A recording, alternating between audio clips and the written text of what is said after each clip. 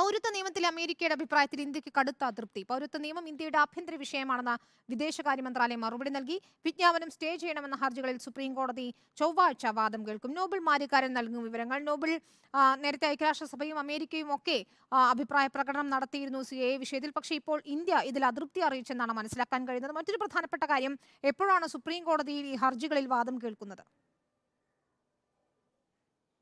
പൗരത്വ നിയമ ഭേദഗതിക്ക് എതിരെ അമേരിക്ക നടത്തിയ പ്രസ്താവനയിൽ ഇന്ത്യക്ക് അതൃപ്തി. ഇന്ത്യ പൗരത്വ ഭേദം നടപ്പാക്കുന്നത് നിരീക്ഷിക്കുന്നുണ്ടെന്നായിരുന്നു അമേരിക്കയുടെ പ്രസ്താവന. വിഷയം ഇന്ത്യയുടെ ആഭ്യന്തര കാര്യമാണെന്നും അമേരിക്കയുടെ പ്രസ്താവന തെറ്റിദ്ധാരയുടെ പുറത്തും അതോടൊപ്പം അനാവശ്യമാണ് എന്നും ഇന്ത്യ പ്രതികരിച്ചു. കടുത്ത അതൃപ്തി ഈ വിഷയത്തിൽ ഇന്ത്യക്ക് ഉണ്ട് എന്നാണ് വിദേശകാര്യ വക്താവിന്റെ വാക്കുകളിൽ നിന്ന് മനസ്സിലാവുന്നത്. അതേസമയം പൗരത്വ ഭേദഗതി നിയമവുമായി ബന്ധപ്പെട്ട ഹർജികൾ സുപ്രീം കോടതി ചൊവ്വാഴ്ച പരിഗണിക്കും. നിയമം സ്റ്റേ ചെയ്യണമെന്ന ആവശ്യമാണ് ഹർജിക്കാർ മുന്നോട്ട് വയ്ക്കുന്നത്.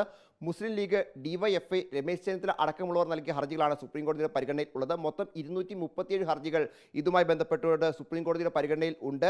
ചീഫ് ജസ്റ്റിസിന്റെ ബെഞ്ചിലാണ് ഈ ഹർജികൾ പരിഗണിക്കപ്പെടുന്നത്. വിശദമായി തന്നെ ഇതിൽ വാദം കേൾക്കും എന്ന് അറിയുന്നു. കേരളം ഉൾപ്പെടെ നൽകിയ ഹർജികളും ഇതിൽ നിലനിൽക്കുന്നുണ്ട്. എല്ലാ ഹർജികളും ഒരുമിച്ച് വാദം കേൾക്കും. അത്തരത്തിൽ ലിസ്റ്റ് ചെയ്യാൻ രജിസ്ട്രിക്ക് ചീഫ് ജസ്റ്റിസ് നിർദ്ദേശം നൽകുകയും ചെയ്തു. അതേസമയം ഈ നിയമം സ്റ്റേ ചെയ്യുന്നതിനെ കേന്ദ്ര സർക്കാർ എതിർത്തു. പൗരത്വം നൽകുന്നതിനെ തടയാൻ ആകില്ല എന്നാണ് സോളിസിറ്റർ ജനറൽ ഇക്കാര്യത്തിൽ വ്യക്തമാക്കിയത്. 200-ലധികം ഹർജികളാണ് സുപ്രീം കോടതി ചൊവ്വാഴ്ച പരിഗണിക്കുക. നോബൽ മാരിക്കാരൻ വിവരങ്ങൾ നൽകുകയായിരുന്നു.